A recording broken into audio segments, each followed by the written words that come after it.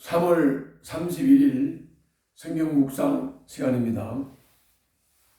오늘 본문은 누가복음 23장 1절부터 12절 말씀입니다. 예수님이 잡히셔서 지금 빌라도에게 끌려가가지고 재판을 받는 장면인데, 이 일이 금요일 날 오전에 일어난 일입니다. 아주 새벽 일찍이 일어난 일입니다. 그게 오늘 본문 1절을 보면 이 무리들이 예수를 빌라도에게 끌고 갔다 그랬습니다. 유대인들의 종교 지도자들, 이건 유대인으로서의 자부심도 버리고, 그리고 종교인으로서의 양심도 버리고, 그저 오직 예수를 죽이려고 하는 그 일념으로 이 빌라도에게 예수를 끌고 갔습니다. 왜 빌라도에게 끌고 갔느냐? 그거는 로마의 지배를 받고 있는 상태이기 때문에 그 유대인의 종교법을 적용해가지고 예수님을 사형 선고를 할 수가 없고 사형 집행을 할 수가 없었습니다. 그래서 빌라도에게 가서 로마 법에 의해서 사형을 끌어내려고 하는 겁니다. 그런데 예수님에게 사형 선고를 하고 사형 집행을 하기 위해서 무슨 죄목이 있어야 될 거 아닙니까? 종교적인 문제를 가지고는 죄를 뒤집어 씌워서 죽일 수가 없으니까 이 무리들이 가서 예수님을 고발을 했는데, 그 고발 내용을 보도록 하겠습니다. 먼저 여기 2절 한번 보시죠. 2절. 이게 이 사람들이 예수님을 죽이기 위해서 빌라도에게 가서 고발한 겁니다. 2절 다 같이 봅니다. 그들이 예수를 고발하여 말하기를, 우리가 보니 이 사람은 우리 민족을 오도하고, 근거도 없는 얘기예요. 황제에게 세금 바치는 것을 반대하고, 반대 안 했죠. 가이사 것은 가이사에게, 하나님의 것은 하나님에게, 이렇게 말씀했죠. 자칭 그리스도 곧 왕이라고 하였습니다. 자칭 그리스도, 이 말 속에 함축되어 있는 의미가 있죠. 자칭 그리스도, 그 말은 예수님을 그리스도라고 인정을 하면 되는 거죠. 하나님의 아들이라고 인정을 하면 되죠. 그런데 이 사람들은 예수님을 그리스도라고 인정을 하지 않고 하나님의 아들이라고 인정을 하지 않기 때문에 자칭으로 자기가 자기를 그리스도라고 한다, 자칭으로 자기가 자기를 하나님의 아들이라고 한다, 이렇게 고발을 한 겁니다. 그래서 빌라도가 예수님에게 가서 물어봤어요. 당신이 유대인의 왕이요? 이렇게 물어봤어요. 그랬더니 예수님이 뭐라고 대답을 했느냐? 당신이 그렇게 말하고 있어, 이렇게 대답을 했습니다. 그래서 빌라도가 이 예수님을 자세히 보니까 그분의 태도로 보나, 그분의 말씀하시는 것으로 보나, 세상의 정치인으로서, 세상의 권세 가진 자로서 이 예수를 볼 때 뭐 왕권을 얻기 위해서 어떤 정치적인 그 폭력을 일으켜서 혁명을 할 혁명가로 보이는 게 아니에요. 세상의 눈으로 볼 때 혁명가 같이 보이진 않아. 그래서 이 빌라도가 유대인들에게 다시 와서 말해요. 이 사람은 내가 보니 아무 죄도 없다, 그렇게 말해요. 그랬더니 이 사람들이 다시 예수님을 추가적으로 고발을 하면서 주장을 했습니다. 뭐라고 주장을 했느냐? 5절입니다. 5절 다 같이 보시죠. 그러나 그들은 이렇게 주장하였다. 그 사람은 갈릴리에서 시작해서 여기에 이르기까지 온 유대를 누비면서 가르치며 백성을 선동하고 있습니다. 이렇게 주장을 했습니다. 온 유대를 누비면서 가르치며 백성을 선동했다. 예수님이 불쌍하고 귀신에 잡힌 자, 병든 자를 치료하고 고치고 이런 일을 하셨죠. 하나님 나라를 가르쳤죠. 선동을 한 게 아니고 하나님 나라를 가르쳤죠. 그런데 이 사람들은 그렇게 주장을 했습니다. 이때 빌라도가 머리가 반짝 돌아갔습니다. 왜냐하면 이 사람들이 주장하는 내용 중에 예수님이 갈릴리로부터 유대에까지 오면서 그렇게 했다고 하니까 그 사람이 갈릴리 사람이냐? 그래서 그때 당시에 마침내 예루살렘에 와 있던 헤롯 왕에게, 그 분봉 왕 헤로데게로, 당신 통치 지역이니까 갈릴리 지역이, 예수님을 헤로데게로 보내버렸습니다. 자, 헤롯은 빌라도가 예수님을 보내니까 매우 기뻐했습니다. 그 8절에 보면 나오죠. 왜 기뻐했느냐? 소문 들은 바에 의하면 이 사람이 기적을 행하고 그런다고 하니까, 병도 고치고 한다고 하니까 이 헤롯은 오래전부터 예수를 보고 싶었어요. 예수가 어떤 기적을 행하는지를 한번 보고 싶었던 거예요. 그래서 예수님이 끌려서 헤롯에게 오니까 헤롯이 여러 가지 말로 유도해서 예수님에게 물어봤습니다. 그러나 예수님께서는 아무 대답도 안 하고 묵묵부답 아무 대답도 하지 않았어요. 아무 대답도 안 했어요. 거기를 한번 보자고요. 8절 9절 한번 봅시다.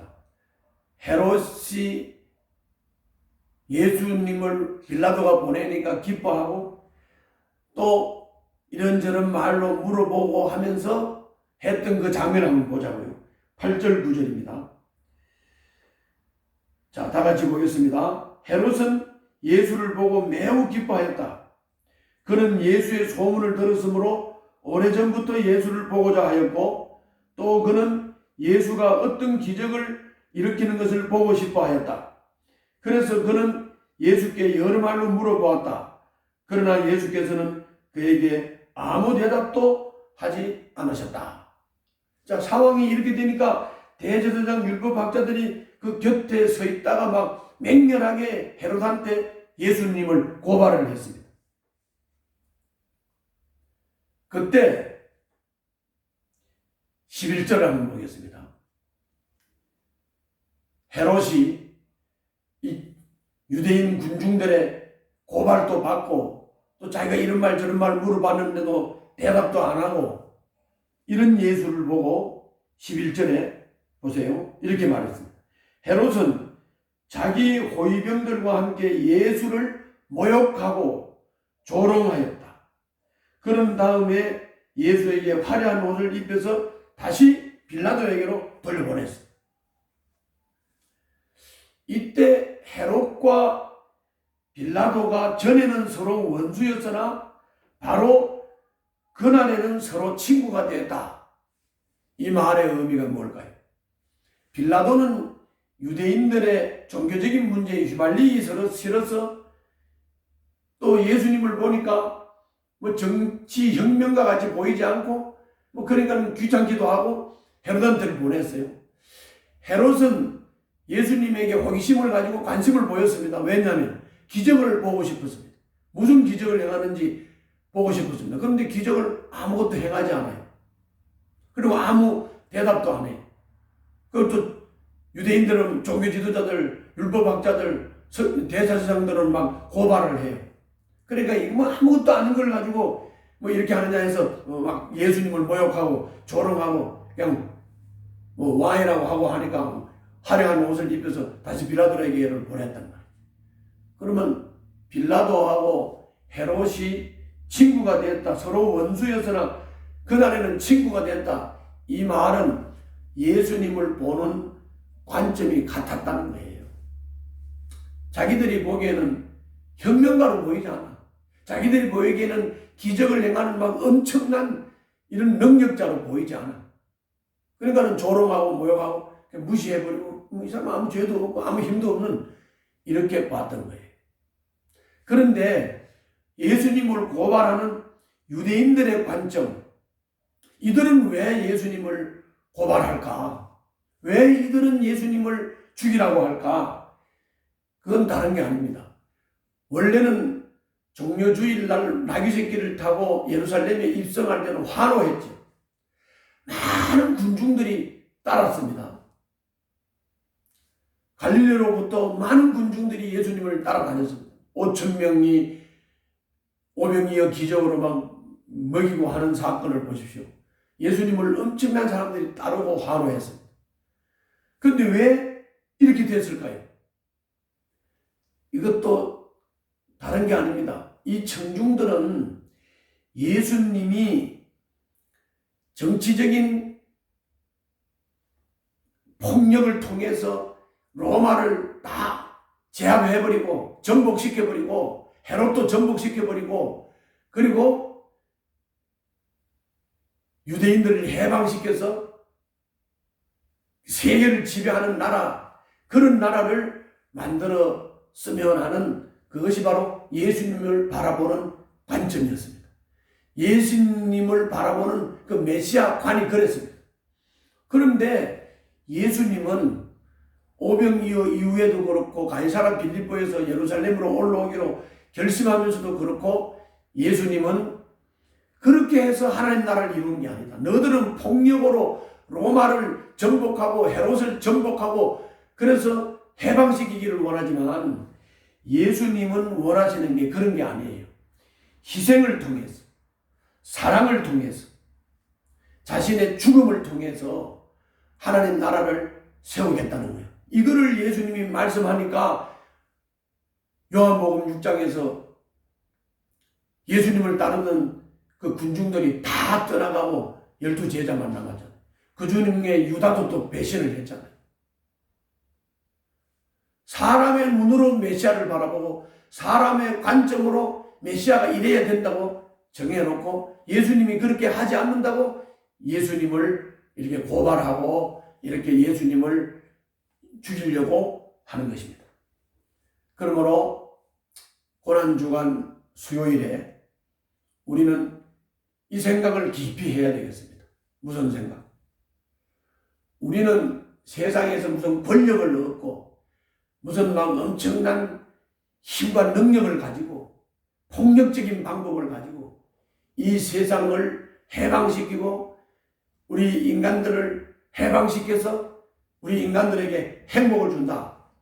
이거는 우리 인간들의 희망사항이요 요망사항입니다.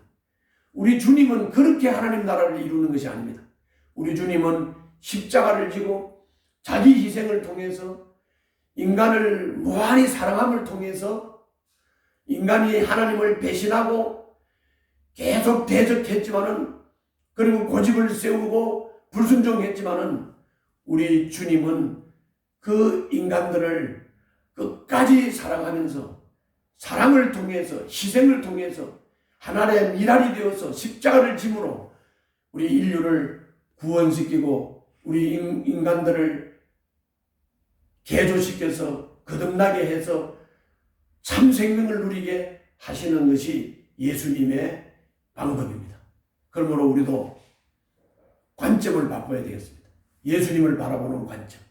예수님을 바라보는 관점이 바로 되면 우리도 희생적인 삶을 살게 되고 섬기는 삶을 살게 되고 작은 자의 삶을 겸손한 삶을 살게 되고 우리들의 왕이신 우리 주님께서 말씀과 성령으로 다스리는데 겸손하게 순종하는 삶을 살게 되는 겁니다. 오늘 그런 삶을 다짐하시기를 바랍니다. 기도하겠습니다. 살아계신 아버지, 우리가 예수님을 바로 바라보고 바로 깨달아야 되겠습니다. 예수님을 바라보는 관점을 바로 하고 우리가 예수님을 바로 따라갈 수 있도록 축복해 주옵소서. 예수님 이름으로 기도하옵나이다. 아멘.